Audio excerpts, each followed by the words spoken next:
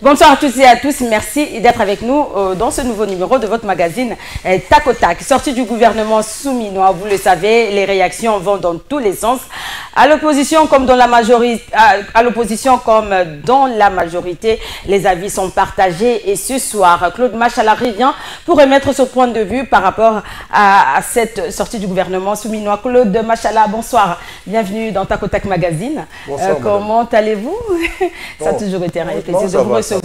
Ça va. Alors, sortie du gouvernement, quelle impression avez-vous après cette sortie du gouvernement souminois? Moi, je pense que le gouvernement souminois, c'est comme un match indifféré. On connaît déjà le score. C'est le grand échec qui se pointe à l'horizon. C'est encore une erreur de plus qu'a commis en fait Félix Tshisekedi, puisqu'on n'arrivera qu'au même résultat comme celui que l'on venait de connaître avec le plus nul de Premier ministre depuis que la démocratie est dans notre pays. Je fais allusion à, comment il s'appelle encore, Sama Lukonde. Voilà. C'est les plus nuls de Premier ministre. Ben oui, c'est le plus nul. Ah, on l'a senti nulle part. La preuve est que c'est un inconnu. Hein. Il peut se mettre en culotte, képi, et il va prendre sa bière à Matete. Est-ce que pour être Premier ministre, il faut être connu? Bien sûr que oui. Le pays a reconstruit, c'est-à-dire qu'il y a des chantiers partout. Tous ceux qui étaient connus, qu'est-ce qu'ils ont fait? Pendant 18 ans de Kabila, on a connu des ministres qui ont fait quoi? Est-ce qu'il faut être connu, il faut faire du bruit? Il y en a eu un. Grâce à qui on avait pu atteindre le fameux point d'achèvement. Au jour d'aujourd'hui, à cause de Sama Lukonde, finance de Mouzitou, et quand il remplace Mouzitou, on a vu la maîtrise qu'il avait, bien sûr, sous l'impulsion de Joseph Kabila, de la situation macroéconomique du pays. Et donc, si je puis comprendre, vous ne donnez pas une chance au gouvernement souminois. Pourquoi? Parce que bonnet blanc, des anciennes figures sont revenues? C'est peut-être par rapport à ça? Pas nécessairement. D'abord, pour qu'elle soit Premier ministre, le temps que ça a pris. Ça a pris 2 mois. La mise sur pied du gouvernement. Et on sort le gouvernement. On voit des gens qui s'improvisent force négative, même dans la ville de Kinshasa, au motif qu'ils avaient des ambitions et on n'en a pas tenu compte, et ce sont des frustrés, et puis voilà. C'est ou rien. Voilà. C'est ça. Donc, vous ne donnez pas une chance à ce gouvernement souminois et vous attendez à rien du tout parce qu'il y a quand même plusieurs défis. Ce n'est pas que je ne donne aucune chance. Plusieurs défis à relever. Le problème est que les paramètres en présence ne lui donnent aucune chance. Comment ça ne lui donne aucune chance? Elle devrait démissionner selon vous? Ça, je ne sais pas. Je crois qu'elle doit quelque part être une femme d'État.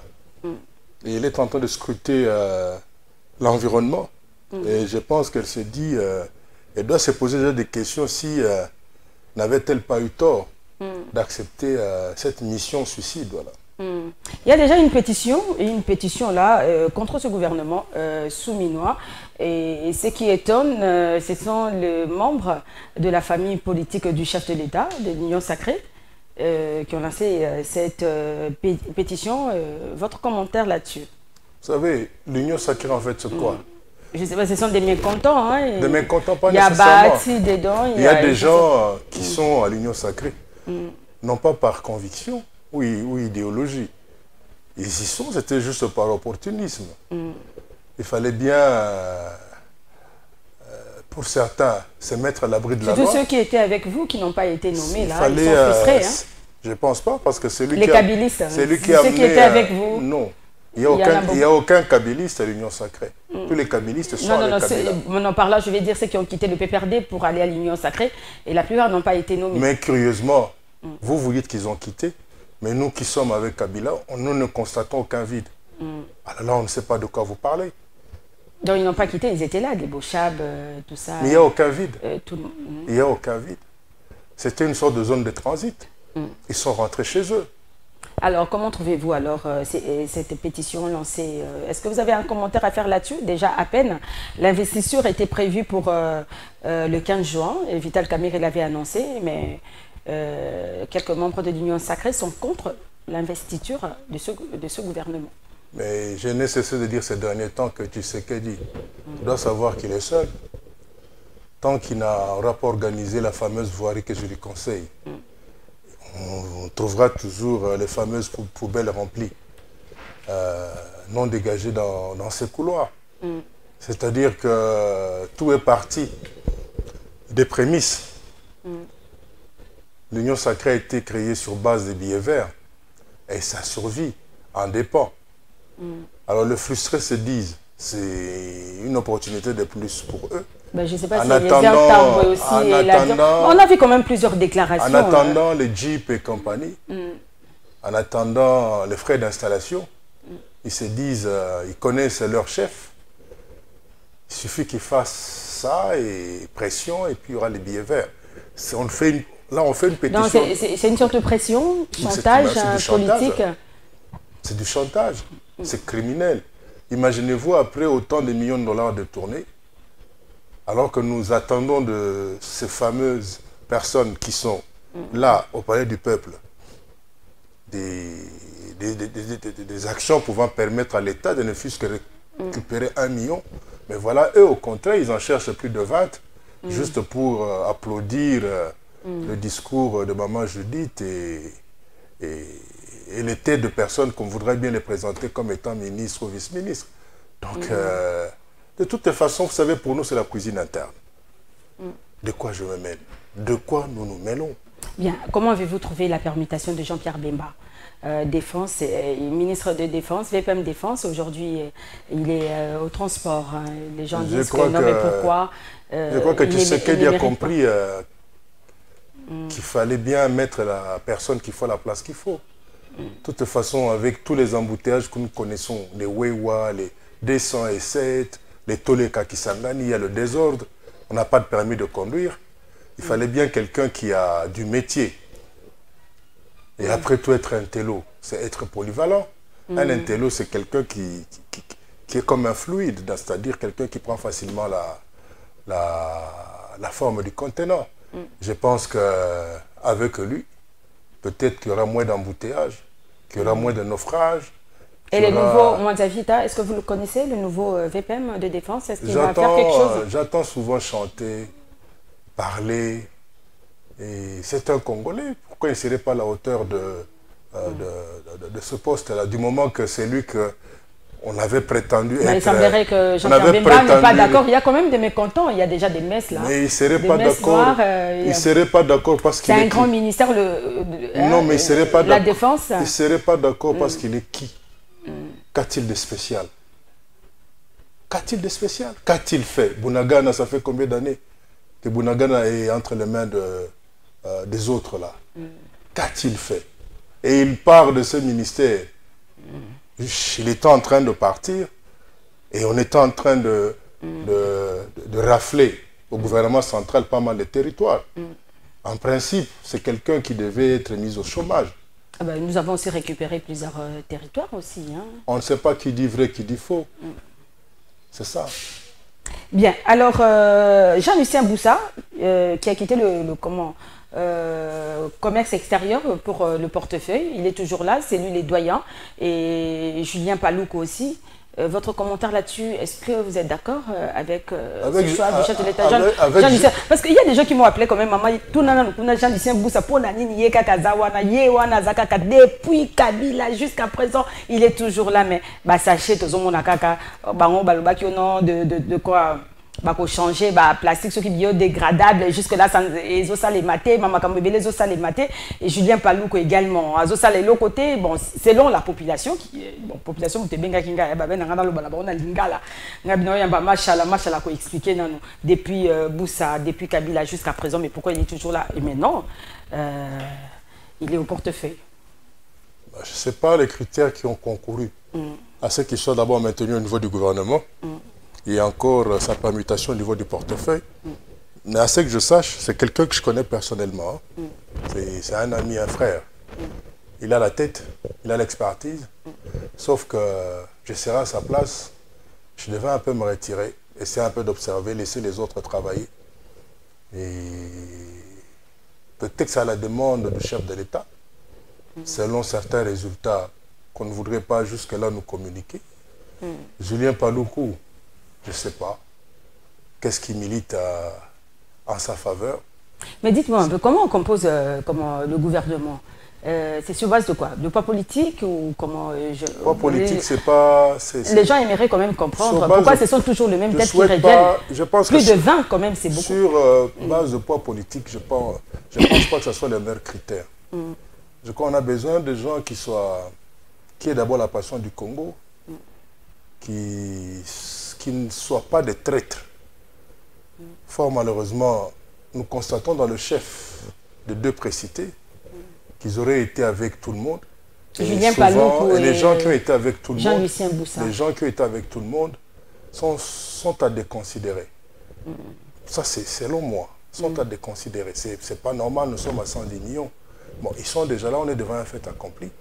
Je pense que la géopolitique devait jouer, mais il faudrait aussi que nous tenions compte de l'état dans lequel se trouve le pays. On a besoin de gens qui ont une certaine expertise, des gens qui s'appuient un peu sur l'administration, parce que jusque-là, aucun des gouvernements, les 3 ou les 4, 5 derniers gouvernements, aucun d'eux ne s'est appuyé sur l'administration. Tout s'arrête qu'au niveau des cabinets de ministres. Et les résultats, il est connu, il est catastrophique. Et là, c'est comme ce que je viens de dire. Je pense que jeudi Toulouka, c'est un match en différé. C'est-à-dire on connaît déjà le score, mais puisqu'on n'avait pas suivi le match en direct, on avait des problèmes d'électricité.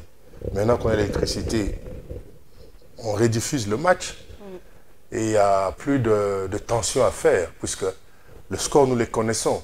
Donc, elle sera éliminée comme son prédécesseur. Ça s'annonce déjà mal parce qu'il y a des contestations, les gens ne sont pas contents, non, il ne fallait pas je pense que s'il fallait tenir compte... le ministre de la Justice a été oublié et puis on est venu... s'il fallait tenir compte du point de vue des gens, je pense qu'un micro-baladeur ferait l'affaire. C'est-à-dire aller au rond-point Victoire, Gare Centrale, Poma-Tété, Pascal, Bitabé et vers Maluku. Je pense que ce sont ces gens-là. Mais la population, on a eu affaire à un baladeur, mais la population reste un peu sceptique par rapport à... Mais parce que la population connaît déjà les résultats. La population connaît les résultats. La population... Il y a même des ministres qui venaient d'être élus députés, qui sénateurs. Et d'autres, on avait eu à attraper leur chef de campagne avec des machines, ici pas de bulletins volés, ainsi de suite, mais qui se retrouvent dans le gouvernement. C'est pour vous dire que ça inquiète. Et déjà, il y en a ceux qui viennent de nous amener de forages, de lapandères, de je ne sais pas quoi Nicolas Kazadi a quitté le gouvernement. Il n'était pas le seul. Oui. N'allez pas croire N'allez pas croire que Nicolas Kazadi agissait seul. C'est toute une chaîne. Et est-ce que tous les membres de la chaîne ont été cités? Jacquemain Chabani remplace Peter Kazadi. Est-ce qu'il va faire mieux? Mboko Samba remplace Vital Kamerhe. Est-ce qu'il va faire mieux? Jacquemain Chabani, j'ai confiance. J'ai confiance. Ce n'est pas parce qu'il est d'élu de l'UDPS. Non, mais c'est un garçon que je connais de loin. Et c'est un garçon lucide, fidèle et loyal. Partant de ces critères-là, et je pense qu'il serait même de faire quelque chose. Sauf quelque chose juste parce quelque chose. Il y a trop de koulouna quand même. Hein? Mais la sécurité, ce n'est pas seulement le koulouna. Les koulouna, il y a vraiment... Il y a même la sécurité alimentaire. La sécurité alimentaire aussi. Il y a tout. Tout ça, ça fait partie de la sécurité. C'est dans ses attributions. Mais j'ai confiance en lui, même s'il n'arrive pas à tout. Et Mboko Samba, qui est à l'économie, qui est VPM de l'économie aujourd'hui, est-ce qu'il va réussir? Il va réussir là où Vital Kamerhe et selon la population a échoué. Je crois qu'ils sont tous deux docteurs en économie. Si un docteur a laissé les résultats qui sont si mitigés, il est remplacé par un autre docteur. Voyons voir. Oh, nous savons que le pays souffre de quoi? De la mauvaise gouvernance, il souffre de la mauvaise gestion des finances publiques. Je ne sais pas en quoi Mboko Samba pourrait servir, je ne vois pas. Peut-être que L'essentiel de cette Congolais fois-ci, pose problème. pour cette fois-ci, Le je secteur crois que agricole également, il paraît. Bon, les gens disent que même Obama l'a dit, pour le développement d'un pays, il faut faire l'agriculture. Il faut vraiment ces secteurs-là soient développés.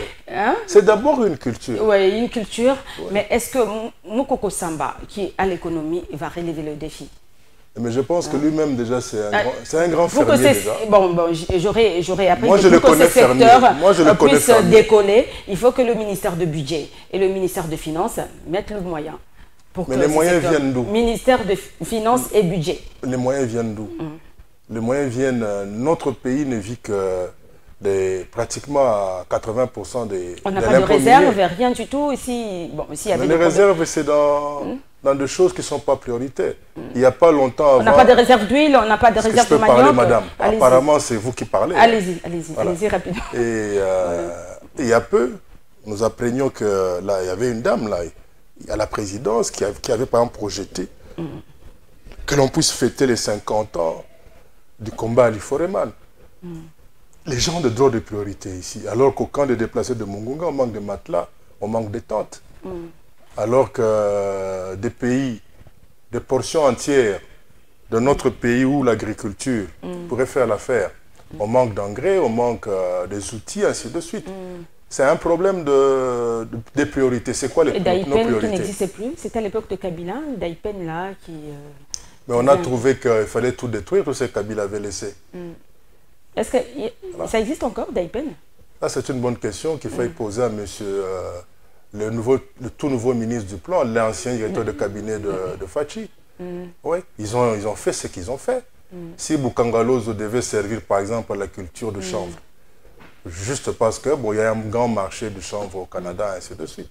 C'est pour vous dire qu'ils ont leurs priorités. Mais qu'est-ce que et le pays a les On a tout, siens. monsieur Machala, on a tout ici. On a l'eau, on a l'électricité, on a tout. Mais on meurt pauvre. La population ne mange pas à sa faim. C'est quoi le problème en fait? Vous dites que nous avons de l'eau? Oui, nous avons tout ici. Nous avons de l'eau, des rivières, Dieu a béni des fleuves. C'est ça que vous voulez dire? Oui. Alors que les forages, on a aussi des forages, ça vous avez oublié. Oui. En plus des rivières, on a aussi des forages. C'est l'homme qui pose problème. C'est l'homme congolais qui pose problème. Ouais. Je crois que l'homme congolais, il faudrait, pas nécessairement le recréer, mais il faudrait le reformater. Il n'a pas de repère, il a des droits de priorité, il a des droits de référence. C'est toujours le même schéma qui se répète. Hein. Les chefs d'État se succèdent, mais rien n'échange. Combien se sont succédés? On a changé des ministres, rien n'échange. Mais... Combien se sont succédés?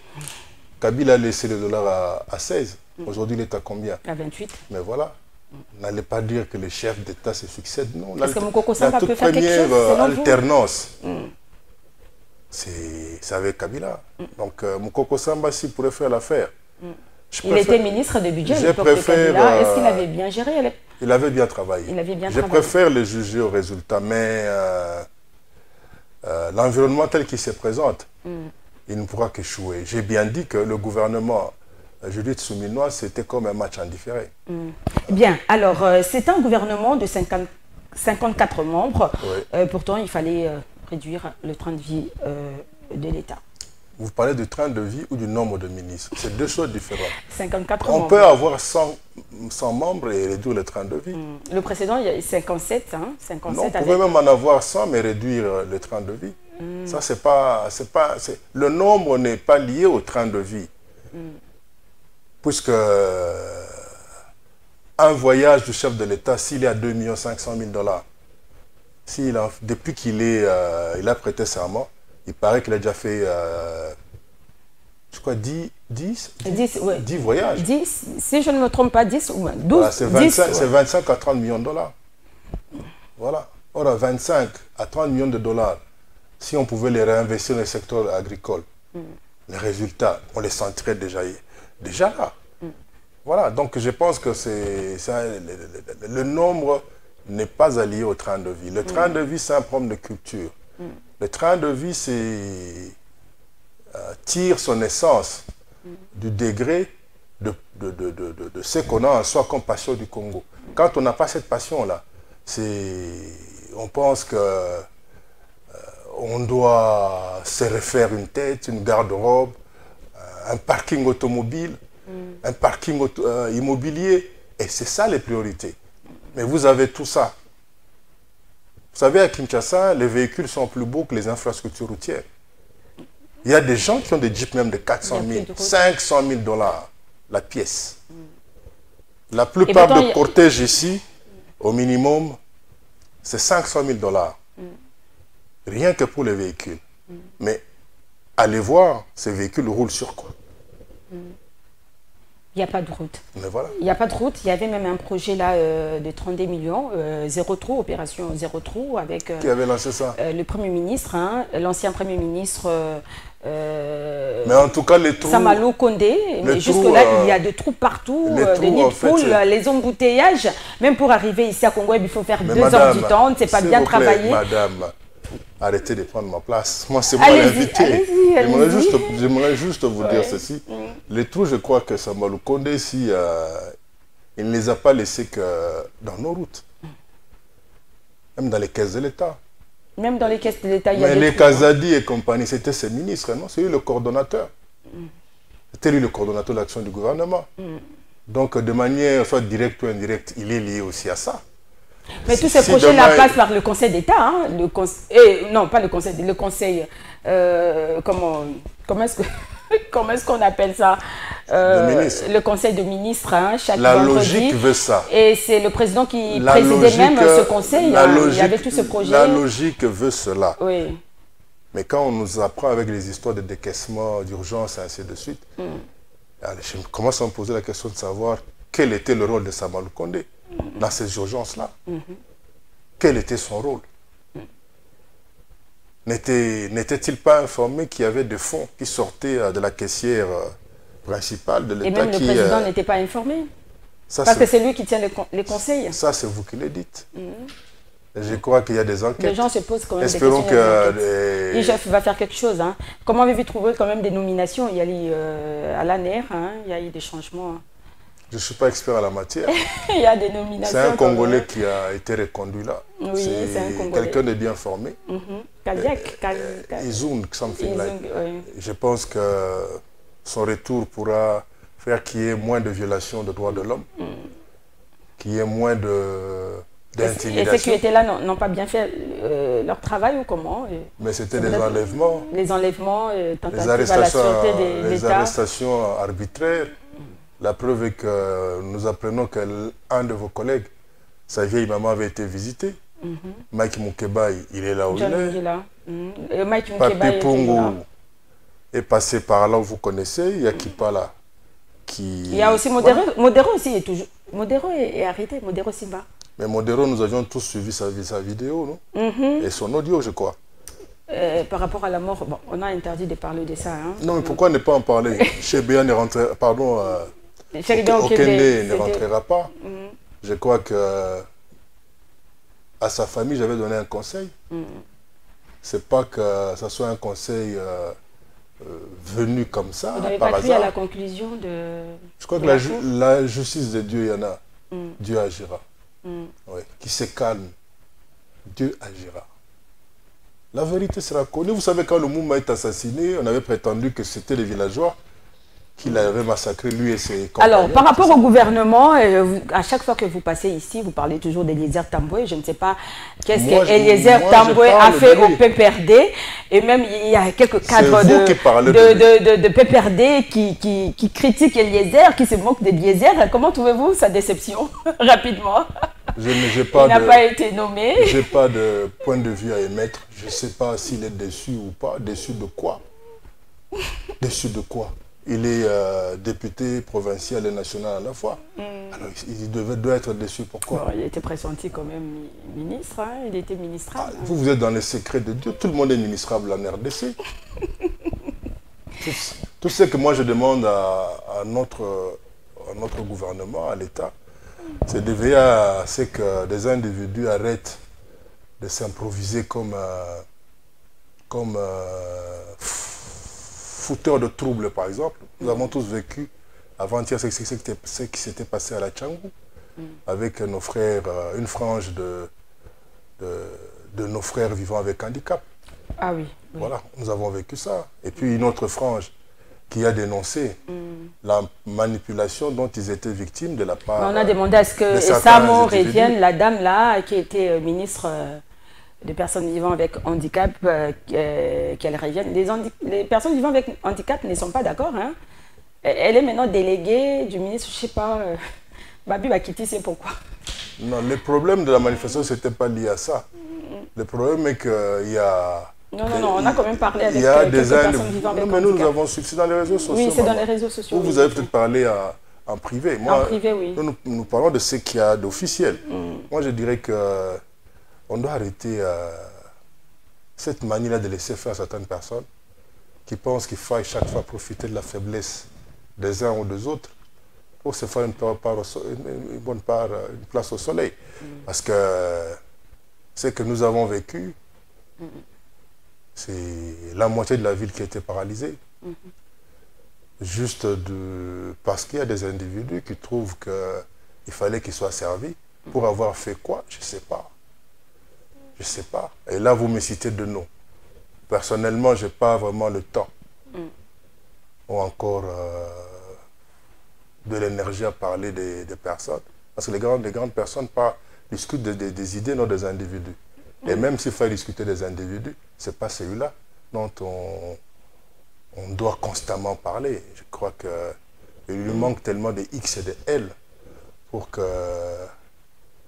à l'apaiser, qu'on puisse constater que nous ne sommes pas du même poids. Ça, c'est le problème.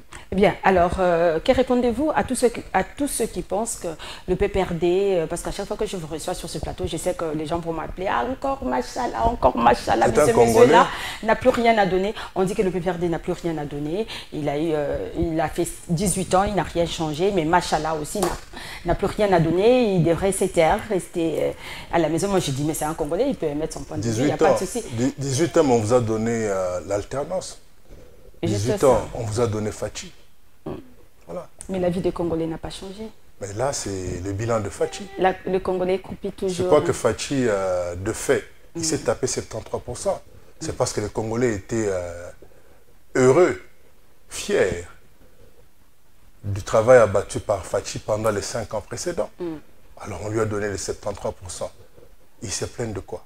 Et vous, le PPRD maintenant, quelle est votre position quand même? Vous êtes dans l'opposition, c'est vrai.